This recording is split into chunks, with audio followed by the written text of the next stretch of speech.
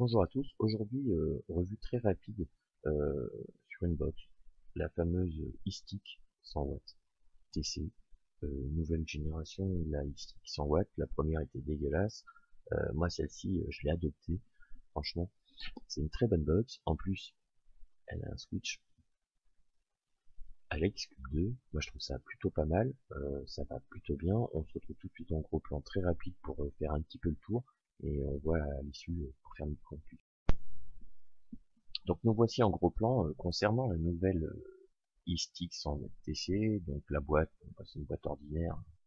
Voilà, derrière il nous raconte comme quoi qu'elle est upgradable, qu'elle supporte donc le TINISS bypass, le wattage variable, plus le contrôle de chauffe, hein, le fameux le TCR avec la mémoire 1, 2, 3. Donc, quand on ouvre, voilà. Donc, on voit tout de suite la différence avec la première version. Nous avons un découpé avec deux batteries. Franchement, déjà beaucoup plus joli à regarder, plus esthétique. Une meilleure finition que la phase 1. À l'intérieur, on verra plus tard sur la box. À l'intérieur donc de la boîte, nous avons un manuel, un cordon USB, tout à fait classique. Par contre, il est en français et ça c'est plutôt positif.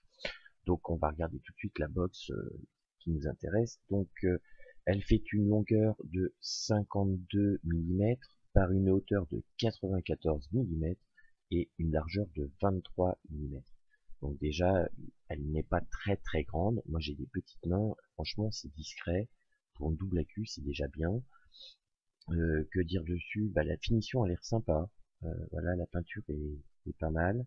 Nous avons des trous de dégazage à l'arrière avec marqué iLeaf iStick TC 100 watts. Sur le dessus, nous avons un système de lock, donc on va y revenir. Vous avez donc un pin 510 qui lui est sur ressort, donc point positif. Un trou de dégazage au cul. Par contre, le point négatif, c'est ce fameux port USB pour recharger ou mise à jour, parce que quand vous la posez, bah forcément, on est obligé de la poser à plat pour pouvoir recharger ou la mise à jour. Moi, je déconseille de recharger l'accu par le port USB, c'est mieux de le mettre sur un chargeur externe. Alors, que dire dessus? Donc, eh ben, on va tout de suite mettre en route. Donc, tout simplement, elle s'ouvre comme ceci pour pouvoir mettre les accus. Donc, qu'est-ce qu'on retrouve sur le corps? Donc, un aimant en haut et en bas, plus donc un port sur ressort, ça c'est bien. Le deuxième pôle est sur ressort, toujours deux aimants, donc un bon maintien, hein, ça tient vraiment bien. Donc ça c'est bien. Après donc en façade nous avons un écran LED, un plus, un moins, un petit bouton menu. Et puis voilà. Allez, on va mettre en route. Donc je vais mettre un accu, donc le sens, vous avez un plus, un moins à l'intérieur. Elle s'allume déjà avec un seul accu. Et oui, particularité, elle fonctionne avec un ou deux accus. Peu importe l'accu, si vous mettez à droite ou à gauche. Ça je prends comme ça aussi. Voilà. Juste à remettre. Et voilà. Alors, je vais déjà l'éteindre. Voilà. Donc le fameux lock ouvert ou fermé, c'est parce qu'ils ont fait, et ça c'est super bien, un switch à la X-Cube 2. Tout à fait discret, il n'y a pas de bouton fire comme avant, un gros bouton là, c'était dégueulasse.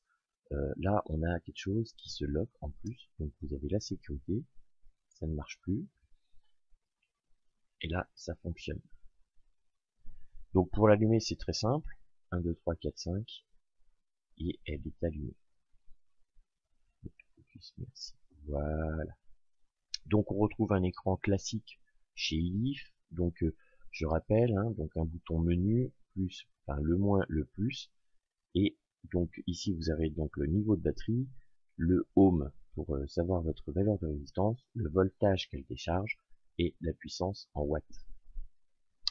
Alors pour aller très très vite, parce que je vais pas m'attarder, elle fonctionne comme toutes les e-leaf. Si vous faites le plus le moins en même temps, vous loquez. Pour déloquer le plus le moins, on déloque,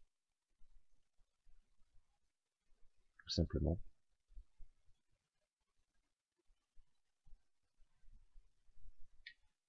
C'est pas possible avec un main. Si j'appuie pas sur les boutons non plus. Unlock, voilà, donc le plus le moins. Que dire sur la box réellement? Eh ben elle fait 100 watts, 100 watts, 100 watts c'est énorme. Donc elle va de, on va aller plus bas, 1 watt. Alors ça je comprends pas pourquoi ils s'emmerdent à faire du 1 watt. Elle va assez vite,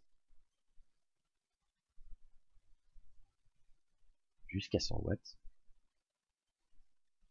Donc on va la remettre à 20 watts pour l'essai, c'est pas la peine. Hop.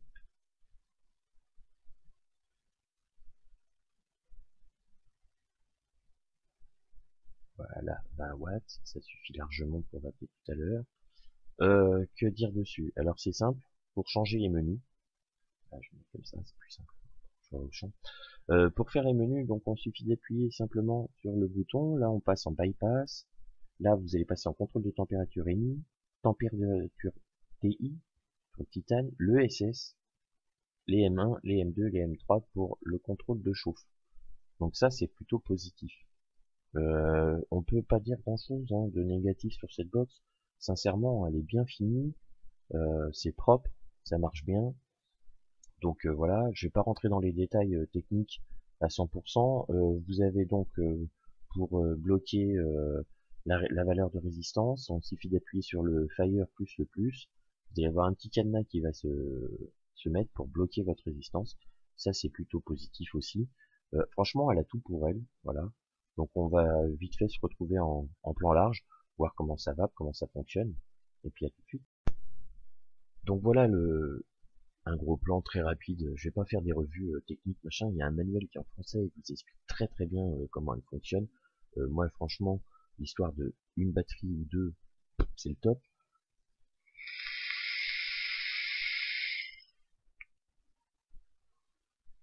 Elle fait exactement ce qu'on lui demande de faire, ni plus ni moins.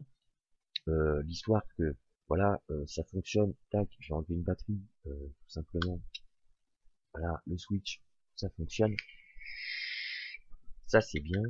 L'histoire du lock, pour pas faire tailleur dans la poche, bah, au moins c'est une bonne idée.